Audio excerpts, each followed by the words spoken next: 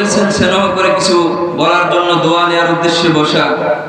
আল্লাহ সুবহানাহু ওয়া তাআলা যদি তৌফিক দান করেন, সংক্ষিপ্ত সময়ের আলোকে ইখলাসের সাথে আমালের নিয়তে হেদায়েতের উদ্দেশ্যে কিছু কথা আলোকপাত করব। আল্লাহ সুবহানাহু ওয়া তাআলা আমাকে বলা, আমাদেরকে শুনে প্রত্যেককে আমল করার তৌফিক দান করুন। সকলে বলি আমিন। আল্লাহ সুবহানাহু ওয়া তাআলা পৃথিবীর প্রথম মানুষ হযরত আদম আলাইহিস সালাম থেকে নিয়ে আখিরি নবী, আমাদের প্রিয় নবী সাইয়্যিদুল মুরসালিন হযরত মুহাম্মদুর রাসূলুল্লাহ সাল্লাল্লাহু আলাইহি ওয়াসাল্লাম পর্যন্ত অসংখ্য অগণিত নবী রাসূল পয়গম্বরদেরকে দুনিয়াতে প্রেরণ করেছেন। কেন প্রেরণ করেছেন? যাতে করে এই সমস্ত নবী রাসূল এবং পয়গম্বরগণ আল্লাহ বলা মানব জাতির কাছে আল্লাহর পরিচয় তুলে ধরেন। কিসের পরিচয় তুলে ধরেন? আল্লাহর পরিচয় তুলে ধরেন। মানুষের সাথে যেন তাদের রবের পরিচয় হয়ে যায়, মানুষ যেন তাদের রবকে চেনে।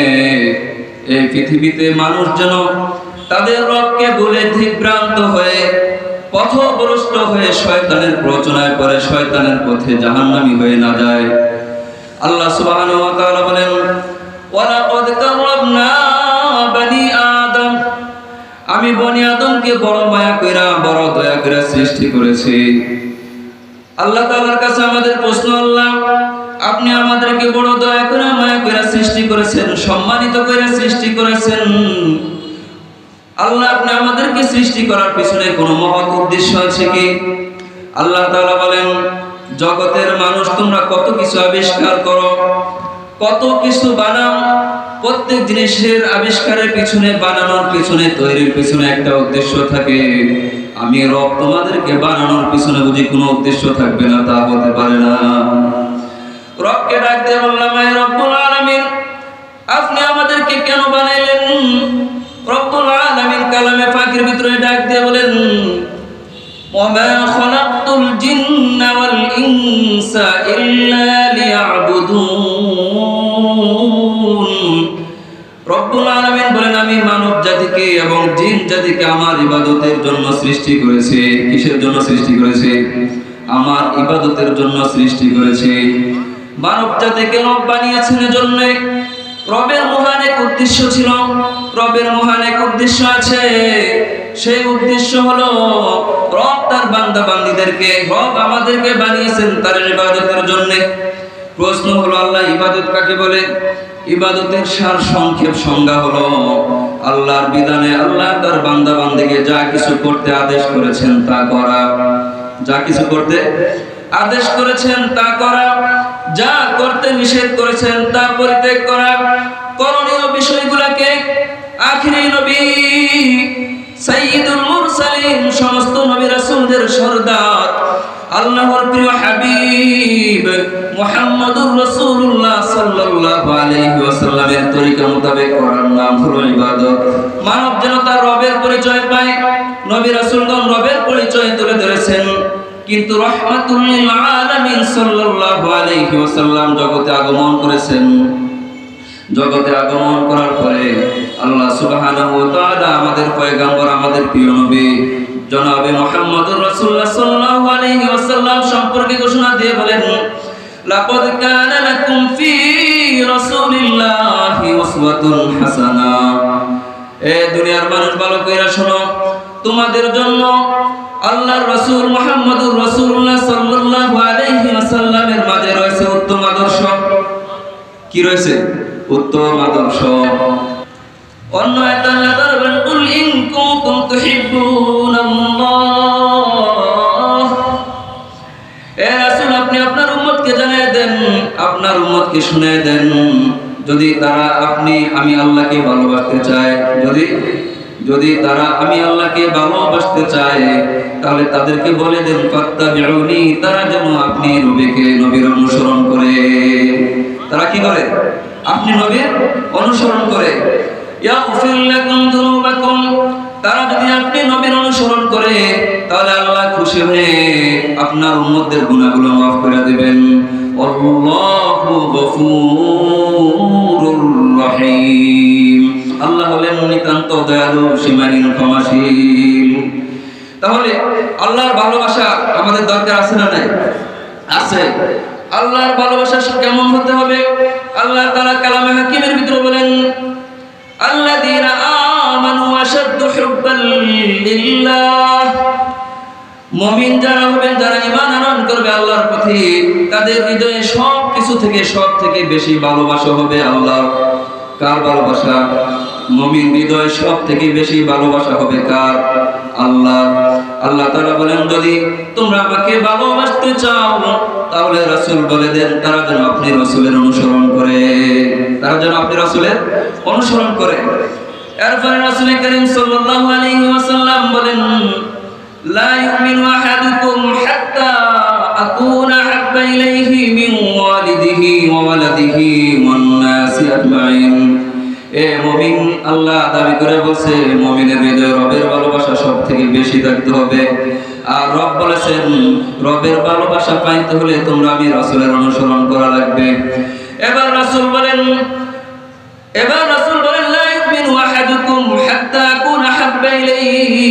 তোমাদের মধ্য থেকে কেউ ততক্ষণ পর্যন্ত মুমিন হইতে পারবে না যতক্ষণ পর্যন্ত না তোমাদের প্রত্যেকের আপন পিতা মাতা, আপন ছেলে সন্তান, স্ত্রী পুত্র, পরিবার পরিজন, ধন সম্পদ, গাড়ি বাড়ি সব থেকে বেশি ভালোবাসা আমি নবীর না হবে। বলেন না সুবহানাল্লাহ। একদিকে আল্লাহ তাআলা বলতেছেন রবের ভালোবাসা হবে মুমিন হৃদয়ে সব থেকে বেশি, আবার বলেন রবের ভালোবাসা পাইতে হলে রাসূলের অনুসরণ করা লাগবে। রাসূল বলেন আল্লাহর ভালোবাসা পাইতে হলে আমাকে সব থেকে বেশি মহব্বত করা লাগবে। এবার আসেন রাসূলের মহব্বত আমাদের দিলে আছে, আমরা বুঝবো কিভাবে? রাহমাতুল লিল আলামিন, দু জাহানের সরদার মুহাম্মদুর রাসূলুল্লাহ সাল্লাল্লাহু আলাইহি ওয়াসাল্লাম বলেন, মান আহাব্বা সুন্নতি ফাকাদ আহাব্বানি ওয়া মান আহাব্বানি কানা মাই ফিল জান্নাহ। উম্মত, তুমি আমি রাসূলকে ভালোবাসবা কিভাবে? আমি রাসূল তোমাদের কাছে ভালোবাসার মাপকাঠি দিলাম। আল্লাহ বলেন আমার ভালোবাসা আমার বান্দার হৃদয়ে সব থেকে বেশি হবে। আল্লাহ তাআলা বলেন তুমি যদি রবের ভালোবাসা পাইতে চাও তাহলে আমার রাসূলের অনুসরণ করো। রাসূল বলেন আমার ভালোবাসা পাইতে হলে তুমি রবের ভালোবাসা পাইতে হলে আমি রাসূলকে সব থেকে বেশি ভালোবাসতে হবে। রাসূল বলেন তোমার হৃদয়ে যে আমি রাসূলের ভালোবাসা আছে এটার মাপকাঠি দিয়ে দিলাম। মাপকাঠি কি জানো? মাপকাঠি হলো মান আহাব্বা সুন্নতি, যে ব্যক্তি আমার সুন্নতকে ভালোবাসবে ফাকাদ আহাব্বানি, সে যেন আমাকে ভালোবাসলো। রাসূলের ভালোবাসার মাপকাঠি রাসূলের সুন্নতের কি করতে হবে? ভালোবাসতে হবে। ওমান আহাব্বানি কানা মাই ফিল জান্নাহ, আর যে ব্যক্তি রাসূলের সুন্নতকে ভালোবাসলো সেই ব্যক্তি রাসূলের সাথে জান্নাতে যাবে। তাহলে রাসূলকে ভালোবাসলে তাহলে রাসূলের সুন্নতকে ভালোবাসতে হবে। যে রাসূলের সুন্নতকে ভালোবাসে বোঝা গেল সে রাসূলকে ভালোবাসে। আর রাসূল বলেন যে আমাকে ভালোবাসে সে আমার সাথে কোথায় যাবে? জান্নাতে যাবে। এখন আসেন সুন্নত কাকে বলে? সুন্নত কাকে বলে? আমরা তো ভাবি যে পাস করে একটা টুপি মাথায় দেওয়া সুন্নত, নাকি এক মুষ্টি পরিমাণ মুখে দাঁড়িয়ে রাখা সুন্নত, গায়ে একটা লম্বা জামা জুব্বা জড়ানো এটা সুন্নত, তাসবিহ একটা নিয়ে সুবহানাল্লাহ আলহামদুলিল্লাহ আল্লাহু আকবার বলা সুন্নত, নাকি আর একটা এক বিঘত পরিমাণ মেসওয়াক নিয়ে মেসওয়াক বসা এটার নাম সুন্নত। শুধু কি সুন্নতের সীমানা এতটুকু? না না না, সুন্নত এতটুকু নয়। সুন্নত শব্দের অর্থ হলো আদর্শ। সুন্নত শব্দের অর্থ কি? সুন্নত শব্দের অর্থ হলো আদর্শ। আর রাসূলের আদর্শ, সুন্নত কথা আদর্শ ফলো করব শুধু কি মেসওয়াকে নাকি? না, শুধু মেসওয়াকে নয়। শুধু কি টুপিতে? না, শুধু টুপিতে নয়। শুধু কি পাঞ্জাবিতে? না, শুধু পাঞ্জাবিতে নয়। শুধু কি জুব্বায়? না, শুধু জুব্বায় নয়। প্রশ্ন হলো রাসূলের সুন্নাত দ্বারা ব্যাখ্যা কি? রাসূলের সুন্নতের ব্যাখ্যা হলো জন্ম থেকে নিয়ে মৃত্যু পর্যন্ত, মিনাল মাহদি ইলাল লাহদি, দোলনা থেকে নিয়ে কবর পর্যন্ত, এক ঘুমের বিছানা থেকে উঠে পরবর্তী ঘুমের বিছানায় যাওয়া পর্যন্ত জীবনের যত দিক এবং বিভাগ আছে আল্লাহ পাক রব্বুল আলামিন তার রাসূলের জীবনের মাঝে আনেওয়ালা কিয়ামত পর্যন্ত সমস্ত উম্মতের জন্য আদর্শ রেখেছেন। সমস্ত বিষয়ে রাসূলের আদর্শ মানতে হবে। সমস্ত বিষয় কি করতে হবে? রাসূলের আদর্শ মানতে হবে। রাসূলের সুন্নতের খেলাপ কি করা যাবে না, চলা যাবে না। আল্লাহ তাআলা সাহাবায়ে কেরাম সম্পর্কে বলেন, আমিনু কামা আমানান নাস, তোমরা আমিনু কামা আমানান নাস, তোমরা ঈমান আনো মানুষরা যেভাবে ঈমান এনেছেন। এই মানুষ কারা? মানুষ দ্বারা উদ্দেশ্য হলো সাহাবায়ে কেরাম রাদিয়াল্লাহু তাআলা আনহুম আজমাইন। কারা উদ্দেশ্য? সাহাবায়ে কেরাম রাদিয়াল্লাহু তাআলা আনহুম আজমাইন। আল্লাহ তাআলা আমরা নামাজের প্রতিটি রাকাতে সূরা ফাতিহা পড়ি। সূরা ফাতিহার ভিতরে আল্লাহ দোয়া শিক্ষা দিলেন, ইহদিনাস সিরাতাল মুস্তাকিম। আয় আল্লাহ, আপনি আমাদেরকে সরল সঠিক পথ দেখান। সিরাতাল্লাযীনা আন'আমতা আলাইহিম, তাদের পথ যাদেরকে আপনি, সিরাতাল্লাযীনা আন'আমতা আলাইহিম, তাদের পথ যাদেরকে আপনি পুরস্কৃত করেছেন। প্রশ্ন হলো, কাদের পথ অনুসরণ করব আর কাদেরকে আপনি পুরস্কারে পুরস্কৃত করেছেন? প্রশ্ন হয় কি হয় না? উত্তর হলো, পুরস্কৃত করেছেন সাহাবায়ে কেরামকে। পথ দ্বারা সিরাতাল্লাযীনা আন'আমতা আলাইহিম দ্বারা উদ্দেশ্য হলো সাহাবায়ে কেরামের পথ। কাদের পথ?